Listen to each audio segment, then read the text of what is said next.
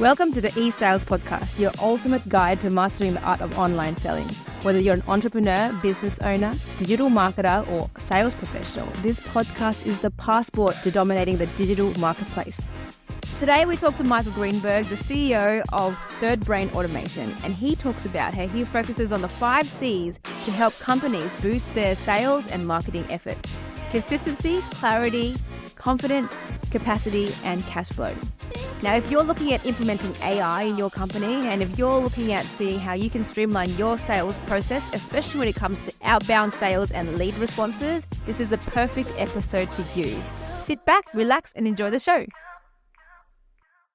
Hello, welcome. And Michael, I'm really excited to have you on the show today. We have just had a really quick, brief conversation around, I guess, what topics we can discuss. And I'm really excited to dive into, AI, how that helps with sales and marketing, and I guess how you can help, the audience kind of build their brand, build their business, and build their enterprise. So for the audience here, we've got Michael, who is the CEO of Third Brain Automation, and he's a consultancy that helps businesses ranging from $2 million to $100 million in revenue achieve explosive growth through cutting edge digital operations, automation, and AI. Michael, welcome to the show.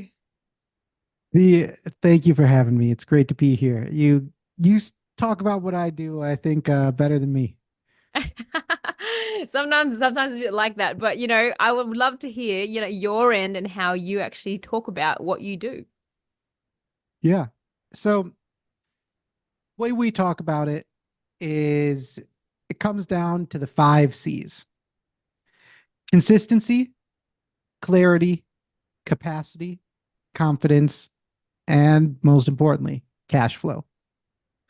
So in order to get cash flow, we need confidence in the business and in the team and in the tools we use. And in order to get confidence in all of those things, we need enough capacity and enough availability with the team that they are actually able to do their jobs well and maintain and learn and grow and change with the adapting environment.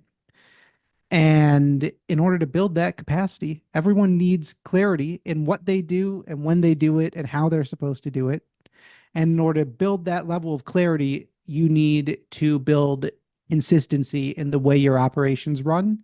So that way you can build the culture of consistent action that allows for everyone to trust each other and stay on the same page. Yeah. And so we build consistency and we build clarity, and then that allows us to build capacity. And once we've built capacity, then we are able to build confidence and cash flow. Yeah, okay. I love that. That's fantastic. So I guess if a client was to come to you and say, they're not going to say, hey, I need consistency, right? They're going to come straight to you and say, hey, give me the cash. Like, oh, how am I going to boost my bottom dollar, right? So you'd be surprised. yeah, okay. Like 9 out of 10 times, we need clarity. Right. Mm-hmm. You can't get a metric you want. You don't know why things aren't happening on time. Some project is always running long and nobody really knows, or this data is getting passed too slowly, so we're not returning quotes fast enough. Right. It's normally people come to us with some sort of specific issue like that, where they say, oh, I think automation or AI could solve this problem. Yeah, okay.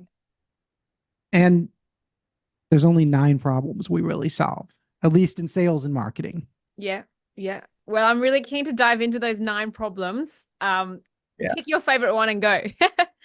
So the one that I started my career with almost 10 years ago now is producing more content. And so way back when, AI couldn't do a transcript. And you used to have to pay a human like $1 a minute in order to get things transcribed. And then it went from $1 to 10 cents with AI. And now it's pennies. That makes interviews like this more valuable because we can get more out of them. So that was where I started my career. And that, it's actually really hard to make good content with AI, even now. And it's nowhere near as cheap or as easy as people make it look. But we do quite a bit of that. And more often than not, with like marketing and sales teams, the most effective content we create are things like briefs Mm. for a blog writer to go and create content, or research summaries on potential prospects and clients, or follow-up emails Mm. from templates where it's just, oh, these little steps. It's not making social content from scratch. Yeah, yeah, yeah. All right. So I think people kind of get in their mistake and say, I'll just put it in ChatGPT or whatever AI platform that they use and use that to post out to their audience, right? So I think there's Yeah. some red flags that kind of come with that. Seeing people kind of see that it is generated by AI. So I guess how would you approach that combination of, um, creating quality content like authentically from a human versus, accelerating that process using AI. Yeah. So have you ever heard about the idea where if you put a bunch of monkeys in a room with typewriters, they'll eventually write Shakespeare No, just I have randomly? now. So we have a system that we were very surprised to be as effective as it turned out to be, Hmm. but is our from like a time to deployment and ease of deployment, it's our most effective system. Yep. Uh, we call it monkey with a keyboard because what it does is it takes long form content, Hmm. it breaks the long form content down. So this is one like little series of prompts. It's about 3 prompts long that takes a blog post or a podcast interview and breaks it into what we call atoms, which are really like single thoughts or ideas or points. So the 5 C's of digital operations, that would be 1 point. Yep. And then each point could be another one. So it could end up being 6 atoms. Then, depending on the formats we want, we prepare and we have another little multi step system that will create templates Mm. based on content that's performed well. Yeah. And when you've got, say, 10 or 20 templates, and you can put in a podcast episode and you can get 30 or 50 different atoms back, you can build up a database where when they get just template and random atom get put together, you end up somewhere in the 20 to 30% approval rate from a human. So when you take all that and you give it to that person who it was their long form content and their templates, Mm. about call it 1 in 4 are going to be, they're going to be like, yes, this is good to go as is. Hmm. Hmm. Yeah. And so that's really easy to do. It's really fast to deploy. And suddenly you can go on a platform like Twitter or LinkedIn where posting more does matter. Yep. You can go from 2 posts a day and make 5 more out of your existing Yeah. content. Yeah, yeah. Okay, amazing. Amazing. I love that. I think that's a really good balance between using AI and also having that person to person kind of overview and touch point as well, which is fantastic. So I think I Yeah. guess building onto that, what's another, C or another area where we can use AI to accelerate marketing and sales? So I'm going to do these next 2 together. Yeah. It's sending more outbound. So that looks like using scrapers to identify potential leads through things like social listening, or it could be personalizing messages more effectively so you can send personalized invites to events. Or I'm not a big fan of direct sales with outbound email. So Hmm. I'm always like, invite them to an event, invite them to content, but personalizing the messages based on their existing stuff and their feeds. So it seems more natural. And then responding to leads faster. Yeah. So setting up dedicated response pipelines based on inbound or based on replies, where you can have the AI with a template be replying immediately or Hmm. 5 minutes afterwards instead of waiting 20 or 30 minutes for somebody. Yeah, yeah, yeah. Amazing, amazing. So how have you used that outbound reach and also personalized response in all your clients, and how has that helped with their kind of lead gen? So actually, the podcast booker that got us connected for this show is Yeah, one of our clients. yeah. And we built their personalized pitching system. Oh, wow. So what it does is it actually takes in about five of your past episodes. Mm-hmm. It summarizes them for one of their team members to be able to review. A team member is then going to look at those summaries. They're going to say, oh, this episode fits this guest. Yeah, And then right. they're going to tell the AI, it's going to take a template and fit in the details of those episodes that the human has picked out. The human will then review the message and approve it and then send it out. Yeah, wow. And so that allows them to send about 10 times the number of messages per day with a single person. Yeah, And I don't think there's really any loss in quality because we've got a human at different steps and it's yeah, just taking the most boring parts of the process yeah, and take we used to have somebody listen yeah. 4 hours, listen to every podcast episode. Wow. Yeah, yeah, yeah, yeah, of course. So yeah, that's I think that's like my favorite example to show off because it is one everyone can understand Yeah. in like this sort of personalized PR. But event invites, very common. Podcast invites to invite people onto shows or to Mm-hmm. do roundup articles, Yeah. very common usage. Again, I don't love doing the direct sales outreach. I know people do it and I know they do it great and I know AI does it better. It's just not for me. Yeah. Um, Now responding to leads faster Yeah.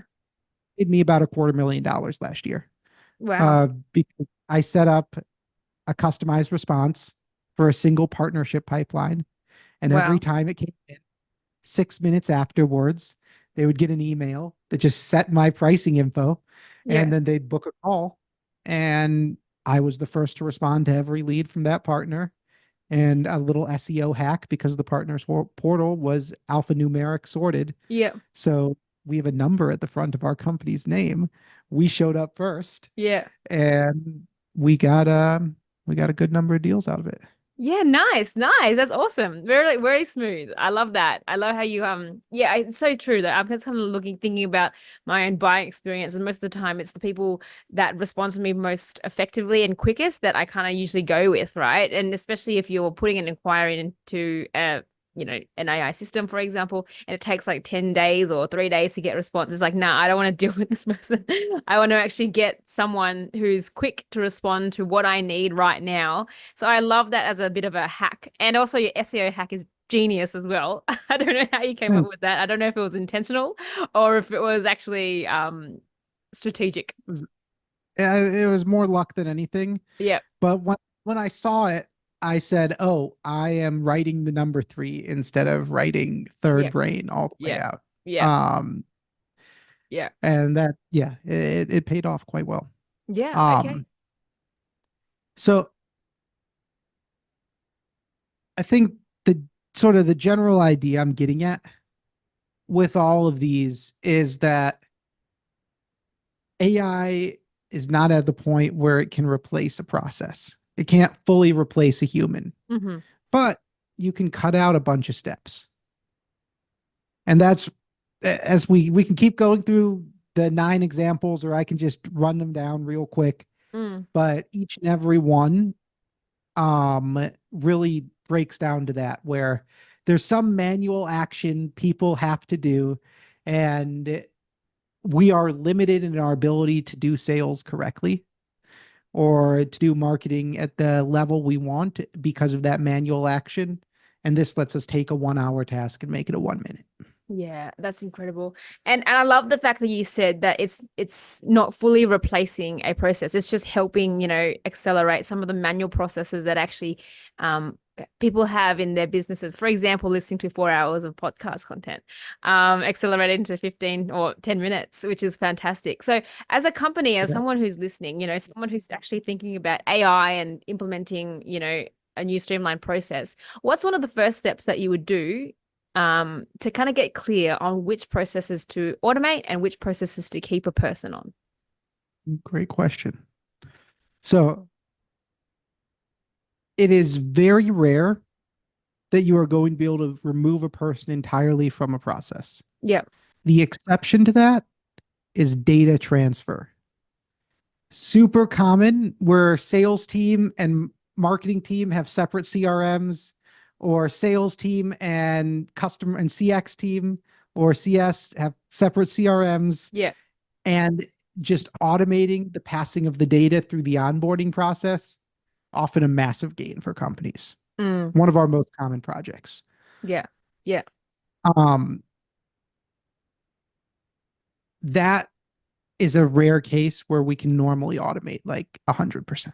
Yeah. Almost Yeah. everything Amazing. else, No. 80. Interesting.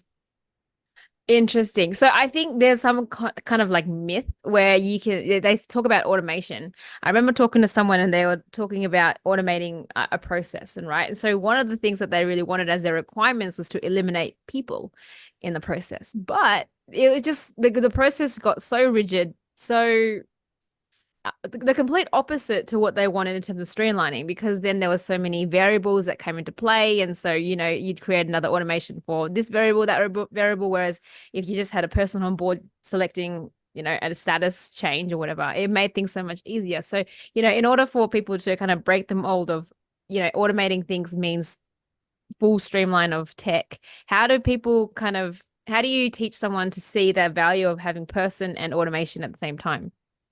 Yeah. So that the first 3 months of a project with a client are going to have maybe 2 or 3 weeks of actual technical building of automation. Right. First 6 weeks, we're just going to be sitting there mapping workflows with you, Yeah. diagramming processes, and making flowcharts and checklists to be like, oh, so this field in this software goes to this field in this software, and this person has to do this before this person does this. Yep. Very, very boring. Very, very necessary. Yes. Yes. Yeah, right. Right. I see. And see. And so in that process, how much involvement does a client need to have with you to establish those workflows? But that depends on the particulars of the client. Mm. So oftentimes we will have a team member who has done this sort of project before for a similar type of client. So we know roughly what the process should look like. Yeah. Other times we have no idea. In either case, we're going to sit down and we're going to have to interview the person who does the thing or the person in charge of the thing Mm. or both of those people to learn step by step Yeah. exactly how they do the thing. Yeah. Okay. Okay. I see. I Uh, see. yeah. And Yeah. that's normally walking through a lot of spreadsheets. Okay. Yep. Yep. Yep. Got it. Got it. Fun. Fun. So what do you see as a common challenge that businesses have when it comes to implementing? I remember doing a big tech implementation for like a gov department, and the biggest thing is people and the traditional processes, and more so actually the person letting go of their actual work. I Yep. like doing this. I like looking at spreadsheets manually. So how do you address that? Well, that's one of the big reasons why we spend so long in this diagramming workshopping phase, Right. because we want to get people invested in the new thing. And that's also when you can see if somebody's trying to poison the pool, Right. which anyone who's gone through these projects before, you've had that time when, oh, so and so is just trying to kill this project. And you're going to find out in those first 6 weeks when you talk with everyone. Yeah. Okay. Okay. So you do that, and then you do a little building, and you get something that's almost there, but not quite. And you make sure everyone knows this first version is going to be a little broken. Mm. It's not going to be perfect. And then you spend the next month doing feedback and tweaks. Yeah. Okay. Okay. Yeah. Yeah. Fantastic. So how long does the process take from it, like initiation or just concept, all the way through to, implementation? Yeah. Depending on the complexity, uh, most of them are going to be between 2 and 4 months. Mm-hmm. And this is for like one workflow, which is going to be like a department level or individual level process. So it might be like the entire onboarding process at a company, Mm-hmm. including the contract signed and including transferring all the data, all those different pieces. Um, so 2 to 4 months, but there are more complex processes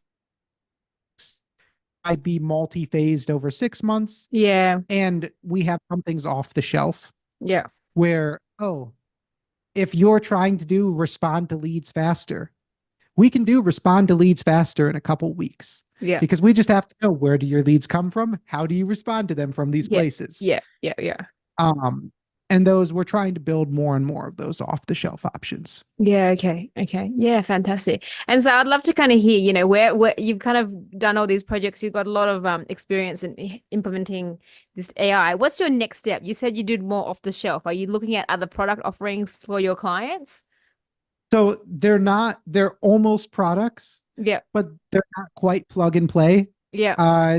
They still take a week or two to get up and running. Mm-hmm. And we've got just two of them, and we've got a third in the works. And then we're aiming to have about 10 live at the end of this year, Yeah. Yeah. because averaging 2, 3 months to put in these larger, more complex workflows, Mm-hmm. it does take a lot of time. Yeah. And so for smaller clients, especially, we want faster wins that we can deliver. And Yeah. that takes putting something together where we know every company needs the same things in the same ways. Mm-hmm, mm-hmm. Yeah, okay. Amazing. I love that so much. And so, like we've spoken a lot about AI and what you do, but I'd kind of love to hear more about you and your why. Where are you planning on taking Third Brain Recorder? Oh yeah. Well, Third Brain Recorder is just a little side project of ours. Okay. So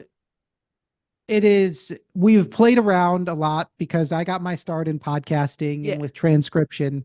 We do a lot with like audio recording, transcript Yeah. processing. Yeah. And Third Brain Recorder is our own in-house recorder Amazing. that is designed in such a way that we can customize sort of the way it formats the data on the back. Mm-hmm. And then for me, it hooks into like my personal database. So I have a searchable database of all my calls and fun Yeah. stuff like that. Yeah. This is actually one of our off the shelf items. For Mm-hmm. most of our clients, we use an existing recording option. Uh, Normally one, either Fathom or Fireflies Yeah. are the two most popular we use. And then we hook up the same processing system for the transcripts, so that way they can move it into any area they want. Or very commonly, like with coaching setups, Yeah. we will deliver this to a coach or to a group coaching program, so they have automated note taking that is specialized to their program. Yeah, okay. Okay. Amazing. Amazing. No, that's really cool. I think I'd love to hear more about, your offerings and things like that. But I guess in terms of your vision, your next steps for third brain automation, that's what I actually meant. Where do you plan on taking that?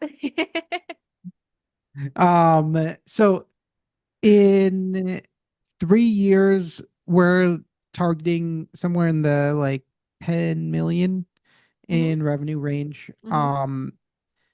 The goal with the company is to continue to deliver these more productized, almost off the shelf offers. So that way we can offer a lower price, faster Mm. delivery things. And then our primary business is, for the near future and probably forever, going to remain in managed staffing Okay. for digital operations. And so what that means is, most companies don't have the money to put an actual team in place to do this sort of work. Just like they don't have a tech team in house, they don't have IT, things Yeah. like that. Yeah. And so we staff in the entire team. They get an architect, either me or one of my partners, Yeah. who is a C-level expert in this field and Yeah. in their specific industry. They get the individual draftsman, is what we call it, who do all the scoping and diagramming Yeah. work. Nice. And we're generally putting like two clients to a draftsman. So it's a dedicated person there, and they live in that company. Hmm. And then the client oftentimes will just hire them Yeah. entirely in-house. Yeah. Yeah. Um, then a team of specialists to do some of the more technical implementation. And so the idea is that we've got this, when you're ready to start building your team, we've got that fractional team offer. Yeah. We roll out the products so you can start getting the quick hits, before you're ready. And then for the biggest clients, we staff entire teams to them. Yeah. So they can just have a team, but not worry about the management or anything. Yeah, amazing, amazing. I think that's a massive like benefit, having that managed staffing arrangement. There's a lot of like I wouldn't say overhead, I would say a lot of work that comes into managing an in-house team when it comes to tech or even AI these days. So I think that's a very unique kind of selling proposition that you're actually offering, and not only just the tech, but also the people as well. And that's kind of consistent with the theme that we've been talking about with, there's no manual process that always gets replaced with tech. I think you're going to bring the people and the tech together. So I think that's really cool kind of vision that you're heading towards with Thanks. third-rate automation. It's awesome. Well, I am the primary builder of all of our internal tech. Okay. And so we have a bunch of systems where we've built to like make diagrams from transcripts and other things like that. Yeah. And I build all that stuff myself because I'm a huge ops nerd. And I'm hoping that makes it cheaper to work with us than to do it yourself is sort of the end goal, is to make it a no-brainer. Yeah. Yep. No, I love it. I love it so much. And I think, if the audience wants to know more about you and kind of get more of your offers, how can they find you? Yeah. So you can find me at Gentoftech, GENTOFTECH, anywhere where I exist online, or at thirdbrain.co, the number 3RD brain.co.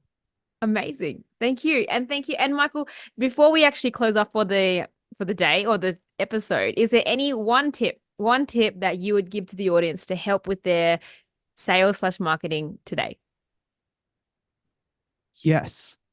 So you should use Claude by Anthropic. And then after every sales call, well, actually, I got to take a step back. Rule number 0 of podcasting and life: always be recording. Record every meeting, every conversation, every call. And then you should create a Claude AI chat. And after every call, just take that transcript and put it into the chat, and keep one chat for each person or each project you're working on. Right. So that way you have your own little AI for each one. Awesome. I love it. Okay. Record and plug into, what was it? Claude AI. Yeah, Claude. I think Claude does a better job with this than like ChatGPT. Yep. Okay. Amazing. I love that tip. I think the audience will also learn a lot about that tip as well, and just kind of starting to record. I think something as simple as sales call recording is super important, which most companies don't really do and don't really listen back to. So thank you so much, Michael. I've really enjoyed having you on the show. So that's my biggest gear grinder is when a company's like, oh, no, we don't want to get better at sales. We're just not going to record the calls. Yeah, I know. Just the little simple things that make a massive transformational difference. So anyway, we're here to change the world one step at a time, one company at a time, one person at a time. So thank you so much, Michael. Thank you for having me, B. Thank you. Thank you so much for tuning in. I really appreciate you listening into the show today. And if you did like our content, please like, share, and subscribe to this podcast or this YouTube series, so that way we can keep giving you more content and sharing you more knowledge around how to scale your sales online.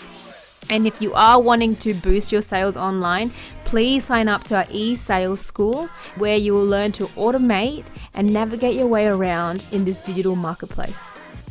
Thank you so much once again. I really appreciate you joining in today. And remember to keep selling, keep having fun, and keep being you.